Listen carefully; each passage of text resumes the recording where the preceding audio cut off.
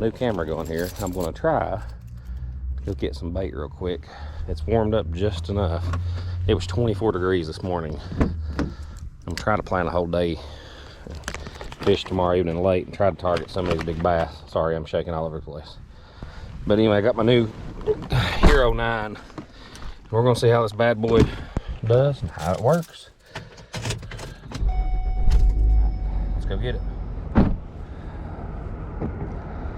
I'm here at my bait getting spot, and I'm watching right down here. It looks like bait, but it looks like something a little bit bigger than that. It looks like that's bait. I just seen it flip over. But I'm gonna have to put my waders on. Look at all that. It looks like something's after them too, though. Like something's in the middle of them chasing them. That is a giant school of big thread or big gizzards. But that, yeah, I can see them from here. I've got to get my dang waders on, which I did not plan on doing. I can ease out there and one and done. That is a big school. The only thing is, throwing into that mess, get my net hung up.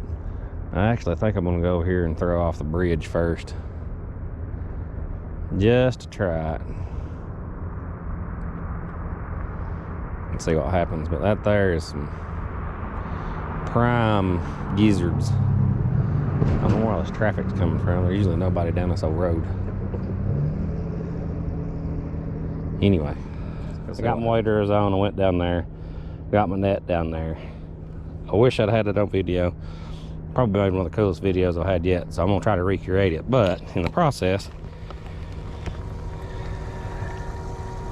there is 22 premium gizzards that I want to love to soak it down tomorrow. Get that lid shut. Let's get down here. Now, those that says live bait fishing's easy, remember all this crap I'm doing here.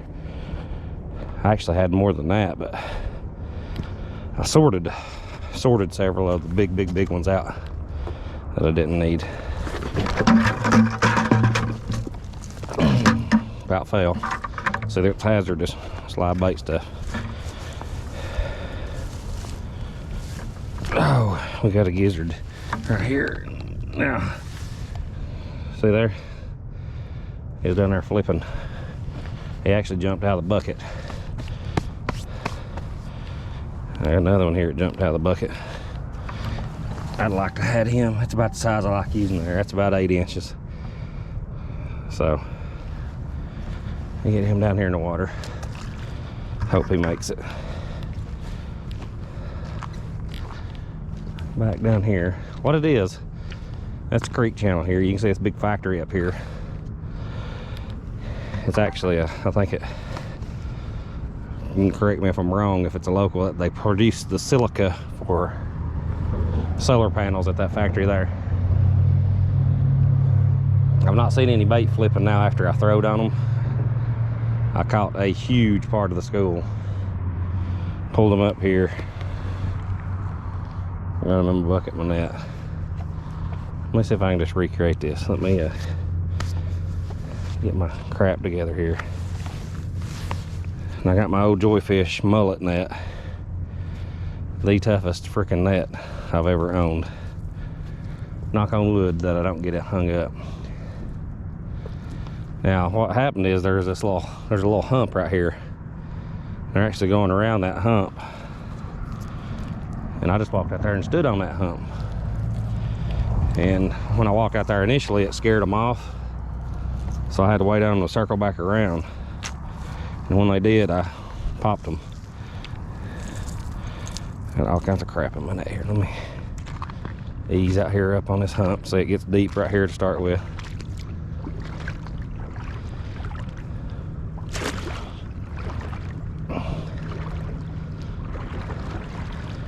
And then I come up on my hump. Now I'm just gonna sit here and wait. And that's what I did. I let the water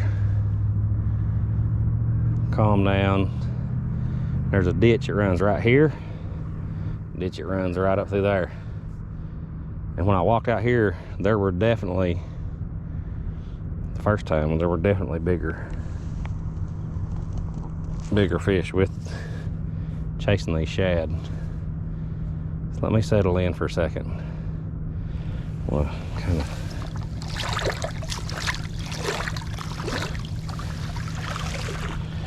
wrench my net off there.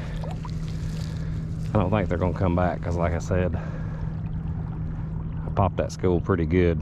They came up right in here just to my left, and I throwed, I mean, right on them. Now I can walk out to that little ledge there, but there's a bunch of sticks and junk right there. I don't like throwing my net into that. The peak, the sunshine, when it's up high, that's another biggie. That really helps you spot them. But the sun is actually settling down, and as soon as it started settling down, and right after I throwed, they quit flipping and popping. I guarantee there's some giant bass up in here chasing them now. The thing that happened the other day, the seagulls were up in here eating the real small threads. The real small threads were up in here. So I bet there were some big striped bass up in here too. Again, I'm just sitting here waiting and watching. I don't see the school at all now. I may have put it completely off.